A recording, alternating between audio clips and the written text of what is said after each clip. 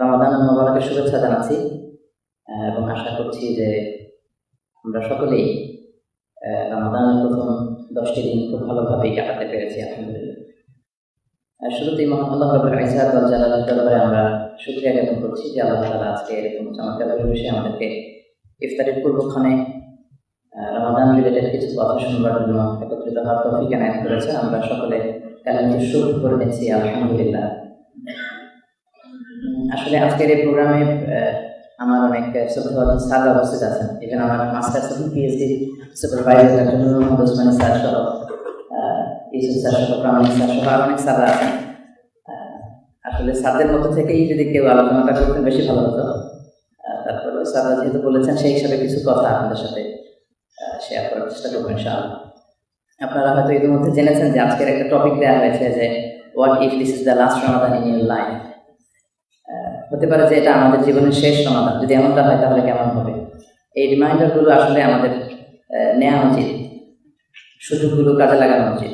আমরা রমাদান পেয়েছি, যারা পৃথিবী ছেড়ে চলে গিয়েছে তারা হয়তো ভাবছে যে এই রমাদান যদি কাজে লাগিয়ে আসতে পারতাম। এই জন্য বিষ্ণু ইসলাম সবসময় বলতেন যে তোমরা সুযোগগুলো কাজে লাগাও, কোনো অপরচুনিটি বা প্রিভিলেজ যদি পাও এগুলো কাজে লাগাও। বিষ্ণু ইসলাম বলতেন 5টি জিনিসের আগে তোমরা গনিমত মনে করো। ইগতানিম খামসান ক্বাবলা খামসিন। এক হচ্ছে হায়াতাকা ক্বাবলা মাউতিক, মৃত্যুর আগে তোমার জীবনটাকে কাজে লাগাতে চেষ্টা করো। শাবাবাকা ক্বাবলা হারামিক, তোমার বার্ধক্য চলে আসার আগে যৌবনের মূল্য দিতে শিখো, এটাকে কাজে লাগাতে চেষ্টা করো। সিহহাতাকা ক্বাবলা সাকামিক, অসুস্থ হওয়ার আগে সুস্থতাকে মূল্যায়ন করতে শিখো। ফারাগাকা ক্বাবলা শুগলিক, ব্যস্ততা চলে আসার আগে অবসর সময়টাকে মূল্যায়ন করতে শিখো। এবং সবশেষে বিষ্ণু ইসলাম বলেছেন গানাহাকা ক্বাবলা ফাকরিক, দারিদ্রতা চলে আসার আগে ধনাঢ্যতাকে কাজে লাগাও। তো আমাদের উচিত যে এই যে রমাদান মুবারক আমরা পেয়েছি এটাকে আমাদের সবচেয়ে বেশি কাজে লাগানো উচিত। We should try to achieve the best out of this Ramadan. যত বেশি সওয়াব বা রিওয়ার্ড আমরা কামিয়ে নিতে পারি তাহলে কিন্তু আমরা সফল হব পারি। রব্বুল আলামিন ইরশাদ করছেন ইন্না ইদ্দাতাশ শুহুরি ইনদাল্লাহি 12 শাহরান। আল্লাহর কাছে মাসের হিসাব হচ্ছে 12টি, এক বছরে 12টি মাস। আমাদের হিসাবেও কিন্তু চান্দ্র বছর বলি বা সৌর বছর বা বাংলা বর্ষ আমরা বলি, আমাদের এক বছরে মাস কয়টি? 12টি।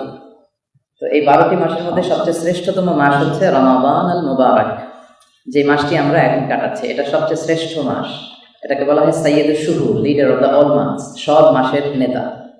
তো প্রশ্ন হচ্ছে 12টি মাস থাকতে এ মাসের এত মর্যাদা কেন? মাস তো আরো অনেক আছে, মুহররম, সফর, রবিউল আউয়াল, রবিউল থানি, জুমাদা আল উলা, জুমাদা আস-সানিয়া, রজব, শাবান, রমাদান, শাওয়াল, যুলকাদা, যুলহজ্জা, এই যে 12টি মাস, এই 12টি মাসের মধ্যে থেকে রমাদানের এত মর্যাদা কেন? এর কারণ হচ্ছে রমাদানুল মুবারকের ভিতরে এমন একটি রাত আছে যে রাতটা 1000 মাসের চেয়েও সেরা, সেটা হচ্ছে কদরের রাত। লাইলাতুল কদরি খায়রুম মিন আলফি শাহর। আরবিতে একটি প্রবাদ আছে যে শারাফুল মাকানি শারাফুল মাকিন, শারাফুল মাকিনি শারাফুল মাকান। কখনো কখনো ব্যক্তির কারণে স্থানের মর্যাদা বেড়ে যায়, আবার বস্তুর কারণে সময়ের মর্যাদা বেড়ে যায়। লেটস সে বিষ্ণু ইসলাম মক্কা থেকে মদিনাতে মাইগ্রেট করার আগে মদিনার নাম কি ছিল কেউ বলতে পারবেন? ইয়াসরিব। ইয়াসরিব মানে কি? প্রতিশোধ নেয়া, to take revenge from someone. তো বিষ্ণু মদিনায় যে জিজ্ঞেস করলেন মাসমু হাযিহিল আরদ, এই এলাকার নাম কি? সবাই বলল ইয়াসরিব, মানে প্রতিশোধ। বিষ্ণু ইসলাম বললেন আমি যে এলাকায় থাকবো সে এলাকার নাম হবে প্রতিশোধ। ওমা আরসালনাকা ইল্লা রাহমাতাল লিল আলামিন, I have sent you as a mercy for the whole world. আমি তোমাকে রহমত করে প্রেরণ করেছি, আল্লাহ বলছেন বিষ্ণুকে রহমত করে পাঠানো হয়েছে। তো রহমতের নবী যে এলাকায় থাকবে ওই এলাকার নাম প্রতিশোধ। এটা কি যায়? বিষ্ণুর সাথে যায় না আসলে। তো বিষ্ণু ইসলাম বললেন এই এলাকার নাম ইয়াসরিব হতে পারে না, আজ থেকে এই এলাকার নাম হচ্ছে তওবা কিংবা তয়্যিবা, মানে পবিত্র ভূমি বা মদিনাতুর রাসূল, রাসূলের শহর। তো বিশ্বনবী মদিনাতে যাওয়ার আগে মদিনার কিন্তু এত মর্যাদা ছিল না। বিশ্বনবীর কারণে এই ইয়াসরিবের বা মদিনার মর্যাদা বেড়ে গিয়েছে। বিষ্ণু বলেছেন মদিনার বাতাসে বরকত, মদিনার মাটিতে বরকত, পুরো মদিনাতেই বরকত। এখন আমরা সবাই মদিনাতে যেতে চাই, শুধু মদিনার কথা শুনলে হৃদয়ে একটা উথাল পাতাল, একটা আবেগ। এটা হয়েছে কিন্তু বিশ্বনবীর কারণে। আগে এলাকাটা ছিল ইয়াসরিব, বিশ্বনবী যাওয়ার পর হয়ে গেল মদিনা। তো বোঝা গেল ব্যক্তির কারণে স্থানের মর্যাদা বাড়ে, আবার বস্তুর কারণে সময়ের মর্যাদা বেড়ে যায়, কোনো বিষয়ের কারণে সময়ের মর্যাদাও কিন্তু বেড়ে যায়, যেটা আমরা রমাদানের ক্ষেত্রে দেখতে পাচ্ছি যে রমাদানের মর্যাদার কারণ হচ্ছে লাইলাতুল কদর খায়রুম মিন আলফি শাহর, 1000 মাসের চেয়েও সেরা এই রাত থাকার কারণে রমাদানের এত মর্যাদা। তো কদরের রাতের এত মর্যাদা কেন? কদরের রাতও তো রমাদানের বাকি 29টি বা 30টি রাতের মধ্যে একটি রাত। এ রাতের এত সিগনিফিকেন্সের কারণ কি? এ রাতের এত মর্যাদা বা তাৎপর্যের কারণ হচ্ছে এ রাতে আল্লাহ তাআলা আল কোরআন আল কারীমকে নাজিল করেছেন। ইন্না আনজালনাহু ফি লাইলাতিল কদর, নিশ্চয় আমি কদরের রাত্রিতে কোরআনকে নাজিল করেছি। তাহলে ঘুরে ফিরে দেখা যাচ্ছে সব মর্যাদার কেন্দ্রবিন্দু কিন্তু কোরআন। কোরআনের কারণে কদরের মর্যাদা, আর কদরের কারণে রমাদান আল মুবারাকের মর্যাদা। এজন্য এই রমাদানে আমাদেরকে কোরআন কেন্দ্রিক হওয়া উচিত। It's a reminder for me and for you all, সবার জন্য রিমাইন্ডার এটা, যে আমরা যাতে কোরআন কেন্দ্রিক হই, কোরআনের সাথে অ্যাটাচমেন্টটা যত বেশি বাড়ানো যায় আমরা এটা যেন চেষ্টা করি। কোরআনকে সাইয়েদনা জিবরিল পৃথিবীতে নিয়ে এসেছেন, উনি শ্রেষ্ঠ ফেরেশতা হয়েছেন। কোরআনকে বিষ্ণু ঈসা ইসলামের উপর নাজিল করা হয়েছে, উনি শ্রেষ্ঠ নবী হয়েছেন। কোরআনকে আমাদের উপর নাজিল করার কারণে আমরা শ্রেষ্ঠ উম্মাত হয়েছি। আবার আমাদের মধ্যে থেকে যারা কোরআন পড়াবো তারাও শ্রেষ্ঠ। খায়রুকুম মান তাআল্লামাল কুরআন ওয়া আল্লামা, তোমাদের মধ্যে থেকে সবচেয়ে শ্রেষ্ঠ আল্লাহর কাছে সে যে নিজে কোরআন পড়ে আবার অন্যকে শেখায়। তো বিশ্বের সবচেয়ে নন্দিত কিতাবটা আজকে নিন্দিত হয়ে বসে আছে আর কি। সবচেয়ে স্মরণীয় বরণীয় কিতাবটা সবচেয়ে বেশি উপেক্ষিত। কোরআন আসলে আমাদের তেমন পড়াই হয় না, কিন্তু এই কোরআন হচ্ছে এমন একটি কিতাব যেটা আমাদেরকে হেদায়েত দিতে পারে এবং এই কোরআন আমাদেরকে জান্নাতের পথে নিয়ে যেতে পারে। এজন্য প্রথম রিমাইন্ডার হচ্ছে আমাদের সবার জন্য, আসুন এই রমাদানুল মুবারাকে, যেহেতু এটা শাহরুন নুজুলিল কোরআন, কোরআন নাজিলের মাস, আমরা বেশি বেশি কোরআন পড়ি, কোরআন তেলাওয়াত করি, খুব বেশি কোরআনের অর্থ বোঝার চেষ্টা করি, মাতৃভাষায় কোরআন পড়ি এবং কিয়ামুল লাইলে সালাতুত তারাবিতে অংশগ্রহণ করে কোরআন শোনার চেষ্টা করি। কোরআন এমন একটা গ্রন্থ, এটা শুনলেও সওয়াব হয়। ওয়া ইযা কুরিআল কুরআন ফাসতামিউ লাহু ওয়া আনসিতু লাআল্লাকুম তুরহামুন, যখন কোরআনের রিসাইটেশন হয় তোমরা মনোযোগ দিয়ে শোনো, তাহলে তোমাদের উপর আল্লাহ রহমত নাজিল করবেন। এবং এটা এমন কিতাব যে কিতাবের একটি অক্ষর পড়লে 10টি রিওয়ার্ড। পৃথিবীর আর কোনো গ্রন্থের ক্ষেত্রে কিন্তু এমনটা বলা হয়নি। মান কারা হারফাম মিন কিতাবিল্লাহি ফালাহু হাসানা ওয়াল হাসানাতু বিআশরি আমসালিহা। এবং যত আয়াত আমরা এই জীবনে তেলাওয়াত করেছি, আমাদের জান্নাতের অ্যাপার্টমেন্ট তত তলা করে লম্বা হতে থাকবে। ইকরা ওয়ারতাকি ওয়ারাতিল কামা কুনতা তুরাতিলু ফিদ দুনিয়া ফা ইন্না মানজিলাতাকা ফি আখিরি আয়াতিন তাকরাউহা। পড়ো আর উপরের দিকে উঠতে থাকো। তো আসলে এই রমাদানে আমরা বেশি বেশি কোরআন পড়ি, কোরআনের সাথে আমরা সম্পর্ক রাখার চেষ্টা করি, কারণ এই কোরআনটা হচ্ছে পৃথিবীর সবচাইতে নির্ভুল একটা গ্রন্থ। আল্লাহ বলছেন যালিকাল কিতাবু লা রাইবা ফীহি হুদাল লিল মুত্তাকিন, this is the book where there is no doubt in it and a guidance to those who are muttaqin। এটাতে কোনো ভুল নেই। এবং পৃথিবীর সবচেয়ে বেশি ছাপানো হয় যে গ্রন্থটা, সেটা কিন্তু কোরআন। অলমোস্ট 3 বিলিয়ন কপি আছে পৃথিবীতে, 70টারও বেশি ভাষায় অনুদিত হয়েছে। 1 কোটি প্রায় কোরআনের হাফেজের সংখ্যা। তো আমরা সারা বছর নানা ব্যস্ততার কারণে আসলে কোরআন পড়া হয়ে ওঠে না। আসুন অ্যাটলিস্ট এই রমাদানে আমরা একটু কোরআন কেন্দ্রিক হই। আমরা হানাফি, শাফিঈ, মালিকি, হাম্বলি 4টা স্কুল অফ থট ফলো করি। তো হাম্বলি মাযহাবের যিনি প্রতিষ্ঠাতা উনি হচ্ছেন আহমদ ইবনে হাম্বল। উনি অনেক বড় মুহাদ্দিস ছিলেন, দিনরাত হাদিস নিয়ে গবেষণা করতেন, 7.5 লক্ষ হাদিস মুখস্থ পারতেন। সেখান থেকে 40,000 হাদিসকে বাছাই করে উনি একটা কম্পাইলেশন করলেন, মুসনাদে আহমদ ইবনে হাম্বল, স্বতন্ত্র হাদিসের কিতাব হিসেবে পৃথিবীর সবচেয়ে বড় হাদিসের ভলিউম। উনিও রমাদান আসলে হাদিসের কিতাবগুলোকে প্যাকেট করে রেখে দিয়ে কোরআন নিয়ে বসে যেতেন। তো আসুন এই রমাদানে আমরা কোরআন কেন্দ্রিক হই। আমি আমার খুতবার শুরুতে একটা আয়াত তেলাওয়াত করেছি, ইয়া আইয়ুহাল্লাযীনা আমানু কুতিবা আলাইকুমুস সিয়াম। আল্লাহ বলছেন, হে বিশ্বাসীরা, আমি সিয়ামকে তোমাদের জন্য ফারজ করেছি, কামা কুতিবা আলাল্লাযীনা মিন ক্বাবলিকুম, যেমনি তোমাদের পূর্ববর্তীগণদের উপর আমি সিয়াম ফারজ করেছি। রমাদান আসলে এই আয়াতটা আমরা শুনি, কম বেশি এটার আলোচনা আমরা শুনি। তো এই আয়াত থেকে বোঝা যাচ্ছে সিয়াম কি শুধু আমাদের উপর ফরজ ছিল, ফরজ করা হয়েছে না, আমাদের আগেও সব নবীদের উপর সিয়াম ফারজ ছিল। সাইয়েদনা আদম থেকে শুরু করে বিষ্ণু ঈসা ইসলাম পর্যন্ত যত নবী এসেছে, উম্মাহ এসেছে, সবার উপর সিয়াম ফারজ ছিল। পদ্ধতিটা হয়তো ভিন্ন ছিল, আমাদের 30টা, কারো ছিল 10টা, কারো 3টা। অনেক নবীদের সময় আইয়ামুল বীদ 13, 14, 15 এই 3 দিনের রোজা ফরজ ছিল। আবার অনেক উম্মাতের সময় রোজা ফরজ ছিল চুপ থাকার রোজা। আমরা যেমনি সকাল থেকে সন্ধ্যা পর্যন্ত খেতে পারি না, পান করতে পারি না, বিবাহিতরা ফিজিক্যাল ইন্টিমেসিতে যেতে পারি না ওয়াইফের সাথে, এই কাজগুলো আমাদেরকে বেঁচে চলতে হয়। কিন্তু অনেক উম্মাতের সময় ছিল যে সকাল থেকে সন্ধ্যা পর্যন্ত তাদের রোজা হচ্ছে, খাওয়া যাবে, পান করা যাবে, স্ত্রীর সাথে ফিজিক্যাল ইন্টিমেসিতে যাওয়া যাবে, কিন্তু কথা বলা যাবে না। সামুল ইনসাফ, মৌনতার রোজা। সকাল থেকে সন্ধ্যা পর্যন্ত চুপ, কথা বললেই রোজা ভেঙে যায়। সাইয়েদনা মুসা আলাইহিস সালামকে যখন আল্লাহ তাআলা তাওরাত কিতাব দিবেন, তো উনি তুর পাহাড়ে ইবাদত অবস্থায় ছিলেন। কন্ডিশন ছিল যে 30 দিন ধ্যানমগ্ন এবং ইবাদত অবস্থায় থাকতে হবে এবং রোজার সাথে মাসুম। তো তাদের সময়ের রোজা ছিল চুপ থাকার রোজা, মৌনতার রোজা, সকাল থেকে সন্ধ্যা পর্যন্ত কথা বলা যাবে না। তো সাইয়েদনা মুসা আলাইহিস সালাম খাবার দাবার নিয়ে তুর পাহাড়ে ইবাদত করছেন, খাচ্ছেন, কিন্তু কথা বলছেন না, কথা বলে রোজা ভেঙে যাবে। 30 দিন, কয়দিন? 30 দিন, 30 ডেজ। তো 29 দিন পর্যন্ত উনি মৌনতার রোজা পালন করলেন, কিন্তু 30তম দিনে হুট করে ওনার মাথায় এমন একটা প্রশ্ন জাগলো, উনি আবার ডিরেক্টলি আল্লাহর সাথে কথা বলতে পারতেন। ওয়া কাল্লামাল্লাহু মূসা তাকলিমা। বিষ্ণু ঈসা ইসলাম কিন্তু চাইলেই আল্লাহর সাথে কথা বলতে পারতেন না, মুসা আলাইহিস সালাম চাইলেই কথা বলতে পারতেন। বিশ্বনবীকে ওয়েট করতে হতো যে জিব্রাইল আলাইহিস সালাম কি নিয়ে আসে। একবার কিছু লোক এসে বলল, মুহাম্মদ 3টা প্রশ্নের উত্তর করতে পারলে বুঝবো যে তুমি সত্য নবী, আমাদেরকে বলো যে রূহ কি, তারপরে হচ্ছে আসহাবুল কাহাফ সম্পর্কে কি জানো, যুলকারনাইন সম্পর্কে কি জানো। বিষ্ণু বললেন এই প্রশ্নগুলোর উত্তর কালকে বলে দিব। বিষ্ণু ভাবলেন প্রতিদিনই তো জিব্রাইল আসে, তো কাল আসলে কালকে জিজ্ঞেস করে উত্তরগুলো বলে দিব। কিন্তু তারপরের দিন জিব্রাইল আর আসলেন না, বিষ্ণু পড়ে গেলেন বিপদে। কিন্তু যারা প্রশ্ন করেছিল তারা তো এসে হাজির। তারা বললো প্রশ্নের উত্তর কোথায়? বিষ্ণু আবার বললেন আগামীকাল বলে দেব। এরপরের দিনও সাইয়েদনা জিব্রাইল আসলেন না। এভাবে 15 দিন। কতটা এম্বারেসিং সিচুয়েশন বিষ্ণুবীর জন্য, যে তিনি বলছেন যে আগামীকাল বলবেন কিন্তু বলতে পারছেন না। 15 দিন পরে আল্লাহ আয়াত নাযিল করলেন, ওয়ালা তাকুলান্না লিশাইইন ইন্নী ফাইলুন যালিকা গাদা ইল্লা আইয়াশা আল্লাহ। হে নবী, ভবিষ্যতের কমিটমেন্ট দেওয়ার আগে ইনশাআল্লাহ বলে নেবেন। তো বিশ্বনবী চাইলে কিন্তু আল্লাহর সাথে কথা বলতে পারতেন না, মুসা আলাইহিস সালাম পারতেন। তো 30 দিনের 30তম দিনে উনি হুট করে আল্লাহকে ডাক দিলেন, ইয়া রাব্বি। আল্লাহ বললেন, নো, তুমি কিন্তু 30 দিনের রোজা পূর্ণ করোনি, এক্সট্রা 10 ডেজ, আরো 10 দিন এরকম মৌনতার রোজা রাখতে হবে। তো এগুলো বলছি এজন্য যে সব ধর্মের লোকদের বা সব উম্মাতের জন্য এই সিয়ামকে ফার্জ করা হয়েছে। এমনকি সাইয়্যিদাতুনা মারিয়াম আলাইহিস সালাম যখন ঈসা আলাইহিস সালামকে কোলে নিয়ে আসলেন, বনি ইসরায়েলের লোকেরা জিজ্ঞেস করলো, মারিয়াম তোমার বিয়ে হয়নি, তুমি বাচ্চা পেলে কোত্থেকে? তো মারিয়াম আলাইহিস সালাম তখন ইশারা করে কথা বললেন যে ইন্নী নাযারতু লির রাহমানি সাওমা ফালান উকাল্লিমাল ইয়াওমা ইনসিয়া, মানে আমি রোজা রেখেছি, কথা বলা যাবে না। তার মানে তখনকার সময়ের রোজা ছিল কি? মৌনতার রোজা, কিন্তু সবার উপর সিয়াম ছিল।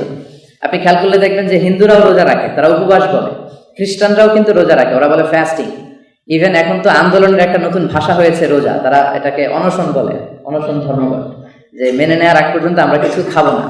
এবং চিকিৎসা বিজ্ঞানেও এটা এখন খুব জনপ্রিয়, অটোফেজি বলে, যে বছরে একটা সার্টেন পিরিয়ডে না খেয়ে থাকা। এটা করলে দেহের যে ক্যান্সারের সেলগুলো আছে এগুলো ধ্বংস হয়ে যায়, নষ্ট হয়ে যায়, দেহটা ঝরঝরে হয়ে ওঠে। তো আল্লাহ আমাদেরকে সাহস যোগালেন যে 30 দিনের সিয়াম দেখে ভয় পেও না, এই সিয়াম শুধু তোমাদের উপর ফার্জ করা হয়নি, তোমাদের আগে যারা ছিল তাদের উপরও ফার্জ করা হয়েছে। এখন অবজেক্টিভটা কি? এই সিয়াম প্র্যাকটিস করলে কি হবে? আল্লাহ বলছেন লাআল্লাকুম তাত্তাকুন, তোমরা মুত্তাকি হবে। তার মানে এই সিয়াম পালনের মধ্যে দিয়ে তাকওয়া অর্জিত হবে, যেটা ইসলামের একজন বিলিভারের, মানে ট্রু প্র্যাকটিসিং বিলিভারের সবচেয়ে গুরুত্বপূর্ণ জিনিস। ওয়া খায়রু যাদিত তাকওয়া ফা ইন্না খায়রা যাদিত তাকওয়া। তাকওয়া হচ্ছে সবচেয়ে বড় পাথেয় মুমিনের। তো সিয়ামের মধ্যে দিয়ে এই তাকওয়া অর্জিত হয়। তাকওয়া হচ্ছে আল্লাহর ভয়, আল্লাহর সচেতনতা। সবসময় এই মানে সেন্স অফ অ্যাকাউন্টেবিলিটিটা মনের মধ্যে রাখা, যে আল্লাহ ইজ ওয়াচিং মি, আল্লাহ ইজ অবজার্ভিং মি, আল্লাহ কিন্তু দেখছেন। এটাই হচ্ছে তাকওয়া। এবং সিয়ামের মধ্য দিয়ে এটা 100% পারফেক্টলি এটা পাওয়া যায়, অন্য কোনো ইবাদতে পাওয়া যায় না। আমি যখন সালাত পড়ি তখন কিন্তু দেখা যায় যে আমি রুকু করছি, সেজদা করছি। আমি যখন হাজ করতে যাই তখনও দেখা যায় যে আমি প্লেনে চড়ে মক্কা যাচ্ছি। কিন্তু আমি যখন সিয়াম পালন করি এটা কি দেখা যায়?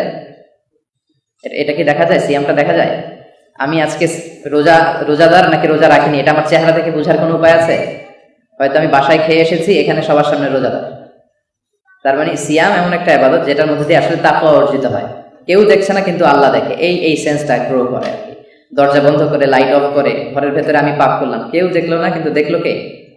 আল্লাহ দেখেছেন। এটা হচ্ছে তাকওয়া। পুলিশের চোখ ফাঁকি দেওয়া যায়, র্যাবের চোখ ফাঁকি দেওয়া যায়, বিমানবন্দরের কাস্টমস অফিসারের চোখ ফাঁকি দেওয়া যায়, পরীক্ষার হলে যিনি গার্ড দেয় ওনার চোখ ফাঁকি দিয়েও নকল করা যায়, কিন্তু আল্লাহর চোখ কি ফাঁকি দেওয়া যায়?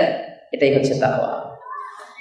উমারে ফারুক, ইসলামের দ্বিতীয় খলিফা, উবাই ইবনে কাব রাদিয়াল্লাহু তাআলা আনহুকে জিজ্ঞেস করেছিলেন যে ইয়া উবাই মা হুয়া তাকওয়া, তাকওয়া কি? উবাই প্রশ্নের উত্তর না করে আরো প্রশ্ন করলেন, আমা সালাকতা তরিকান যাশাউ, হে উমার, আপনি কি কাঁটাযুক্ত কোনো রাস্তা দিয়ে কখনো হেঁটেছেন, যে রাস্তার চারদিকে শুধু কাঁটা, ক্যাকটাস, গুলমলতা, হেঁটেছেন? উমর ফারুক বললেন, হ্যাঁ হেঁটেছি। কিভাবে হেঁটেছেন? উমর ফারুক বললেন, শাম্মারতু ওয়াজতাহাতু, খুব সাবধানে হেঁটেছি। আমার জুব্বা, আমার জামা টেনে আটোসাটো হয়ে এত সাবধানে হেঁটেছি যাতে কোনো কাঁটা আমার গায়ে না লাগে। উবাই বললেন, হাযা হুয়া তাকওয়া, এটাই তো তাকওয়া। পৃথিবীতে চলতে যে পাপ, পঙ্কিলতা, শয়তানের হাতছানি, নানা ধরনের এ সমস্ত ওয়াসওয়াসা আমাদেরকে গ্রাস করতে চাইবে, কিন্তু আল্লাহর ভয়ে এমন ভাবে সাবধানে চলা যাতে সেই পাপ পঙ্কিলতা আমাকে টাচ করতে না পারে, এটাই হচ্ছে তাকওয়া। উমরে ফারুক থাকতেন আওয়ালিল মাদিনা, মদিনার উঁচু এলাকায়। তো ওনার একটা অভ্যেস ছিল, উনি দায়িত্ব নেওয়ার পরেই মদিনাতে ওনার জনগণ, মদিনার সিটিজেন, তারা কেমন আছে ছদ্মবেশে রাতে দেখতেন, ঘুরতে যেতেন। তো একদিন সারা রাত ছদ্মবেশে জনগণের খোঁজ খবর নিয়ে ফিরে আসছেন। হঠাৎ দেখলেন প্রাচীর ঘেরা একটা বাড়ির ভেতর থেকে দুইটা মহিলার কণ্ঠ শুনতে পাওয়া যায়, একটা বৃদ্ধা মহিলার কণ্ঠ আর একটা অপেক্ষাকৃত কম বয়সে অর্থাৎ যুবতী মেয়ের কণ্ঠ। তো উনি শুনতে পেলেন বৃদ্ধা মহিলা যুবতী মেয়েটাকে বলছে যে মা, তাড়াতাড়ি ঘুম থেকে ওঠো, এখনই ফজরের আজান হবে, উটের দুধ দহন করে দুধের সাথে পানি মেশাও। দুধের সাথে পানি মেশাও যাতে মদিনার বাজারে চড়া দামে বিক্রি করা যায়। তো যুবতী মেয়েটা বললো যে মা, আপনি কি জানেন না আমিরুল মুমিনিন তিনি তো ফরমান জারি করেছেন দুধের সাথে পানি মেশানো হয়েছে, এটা যদি প্রমাণিত হয় অনেক বড় শাস্তি দেয়া হবে। তখন বৃদ্ধা মহিলা বললো যে এত গভীর রাতে আমিরুল মুমিনিন দেখবে নাকি? আমিরুল মুমিনিনও নেই, তার বাইক পেয়াদা সৈন্য সামন্ত কেউ নেই, তুমি তাড়াতাড়ি দুধের সাথে পানি মেশাও। তো তখন মেয়েটি একটা চমৎকার উত্তর করেছিল। মেয়েটি বলেছিল, ইয়া উম্মি লাউলা রাআ উমর লা রাআ রব্বু উমর। মা, ওমর দেখে না কিন্তু ওমরের রব কিন্তু দেখে। লাউলা রাআ উমর, ওমর যদি নাও দেখে, লা রাআ রব্বু উমর, ওমরের রব কিন্তু দেখে। তো পুলিশ দেখে না, সিকিউরিটি দেখে না, কেউ দেখে না, দেখে কে? আল্লাহ দেখে। এটাই হচ্ছে তাকওয়া। এই সিয়ামের মধ্য দিয়ে অবজেক্টিভ হচ্ছে লাআল্লাকুম তাত্তাকুন, তোমাদের এই তাকওয়াটা ডেভেলপ করবে। এজন্য বলতে মানলাম আমাদের এটা চিন্তা করা দরকার যে এই সিয়াম যে আমরা সাধন করছি আসলে তাকওয়াটা কি ইমপ্রুভ হচ্ছে কিনা। আসলে আল্লাহর ভয়টা আমি অন্তরে রেখে সিয়াম, কিয়াম, সাহুর, ইফতার এগুলো করতে পারছি কিনা। যদি আমরা এমনটা করতে পারি তাহলেই আসলে এই অবজেক্টিভটা আমাদের অর্জিত হয়েছে বলে বিবেচিত হবে। সম্মানিত শুধু এই মাসটা এমন মাস, বিষ্ণু ইসলাম বলেছেন হুয়া শাহরুন আউয়ালুহু রাহমাহ ওয়া আওসাতুহু মাগফিরাহ ওয়া আখিরুহু ইতকুম মিনান নার। যে মাসের প্রথম দশক রহমতের, দ্বিতীয় দশক মাগফিরাতের, শেষ দশক হচ্ছে জাহান্নামের আগুন থেকে নাজাতের। আমরা অলরেডি 10 দিন কিন্তু কাটিয়ে ফেলেছি। রহমতের 10 দিন শেষ, only 20 days remaining in our hand. আর মাত্র 20 দিন আছে সামনে। এজন্য আমাদের উচিত এই রমাদানের মার্সি ব্লেসিংস গুলো যত বেশি সম্ভব কুড়িয়ে নেওয়া যায় সেটা নেয়া, এবং এই মাসে সওয়াবগুলোকে মাল্টিপল করে দেয়া হচ্ছে। অন্য সময় কোনো ভালো কাজ করলে এটার সওয়াবটা গাণিতিক হারে বাড়ে, আর রমাদানে এটা জ্যামিতিক হারে বাড়ে। বিষ্ণু ইসলাম বলেছেন কুল্লু আমালি ইবনে আদম ইউদাআফ ওয়াল হাসানাতু বিআশরি আমসালিহা ইলা 700 দিআফ ইল্লা সাওম ফাইন্নাহু লি ওয়া আনা আজজি বিহি। কেউ যদি ভালো কাজ করে বনি আদমের এটা 7 গুণ 700 গুণ পর্যন্ত সওয়াব দেয়া হয়। কিন্তু সিয়াম ছাড়া, এক্সেপ্ট ফাস্টিং, রোজা ছাড়া, রোজার সওয়াব যে আল্লাহ কত দিবে এটা আল্লাহ ছাড়া কেউ জানে না। কত মিলিয়ন, কত ট্রিলিয়ন গুণ আল্লাহ দিবে এটা শুধু আল্লাহ জানে। আল্লাহ বলছেন ফাইন্নাহু লি ওয়া আনা আজজি বিহি, সিয়াম আমার জন্য রাখা হয়, এটা সওয়াব কে দেবে এটা আমার আর আমার বান্দার ব্যাপার, কেউ জানবে না। সুবহানাল্লাহ। তো আমাদের সওয়াবগুলো মাল্টিপল করে দেয়া হচ্ছে। একটা নফল অফার করলে ফরজের সমান সওয়াব আমরা এখন পাচ্ছি। একটা ফরজ করলে 70টা ফরজের সওয়াব আল্লাহ তাআলা আমাদেরকে দিচ্ছেন। এবং বিষ্ণু ইসলাম বলেছেন যারা রোজা রাখবে, মানে আমরা সবাই, আমাদের জন্য জান্নাতে একটা স্পেশাল গেটকে ডেকোরেট করা হচ্ছে। ইন্না ফিল জান্নাতি সামানিয়াতু আবওয়াব ফিহা বাবুন ইউসাম্মা আর-রায়্যান। 8টা দরজা, স্পেশাল একটা দরজা আছে আর-রায়্যান। লা ইয়াদখুলুহু ইল্লা সাইমুন, রোজাদাররা ছাড়া কেউ এই রায়্যান গেট দিয়ে ঢুকতে পারবে না। মান দাখালাহু লাম ইয়াযমা আবাদা, একবার যদি কেউ এই রায়্যান দরজা দিয়ে ঢুকে চিরকালের জন্য তার তৃষ্ণা মিটে যাবে, তার কখনো আর তৃষ্ণা থাকবে না। বিষ্ণু ইসলাম আরো ইরশাদ করেছেন ইযা জাআ রমাদান ফুতিহাত আবওয়াবুস সামা ওয়া গুল্লিকাত আবওয়াবু জাহান্নাম ওয়া সুফিদাতিশ শায়াতিন। আরেক বর্ণনায় ওয়া সুলসিলাতিশ শায়াতিন, রমাদান যখন আসে the doors of heavens are open, the doors of hell fire are closed. জান্নাতের দরজা খুলে দেওয়া হয়, জাহান্নাম বন্ধ করে দেওয়া হয়, শয়তানকে আটকে রাখা হয়। অনেকে প্রশ্ন করে শয়তান যদি আটকে থাকে তাহলে রমাদানেও তো অনেক পাপ কাজ হয়, রমাদানে তো খুন খারাপের মতো ঘটনাও ঘটে।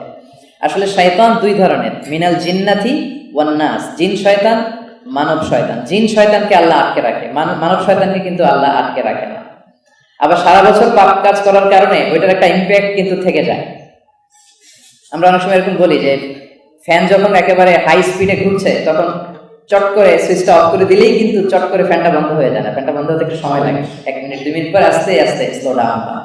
তো সারা বছর আমরা যে পাপ করেছি এই পাপের ধাক্কাতেও কিন্তু আসলে রমাদানে আমরা কিছু পাপ করে ফেলি। কিন্তু আসলে রমাদানে শয়তানকে চেইন আপ করা হয়। বিষ্ণু বলেছেন মান কামা রমাদানা ঈমানান ওয়া ইহতিসাবান গুফিরা লাহু মা তাকাদ্দামা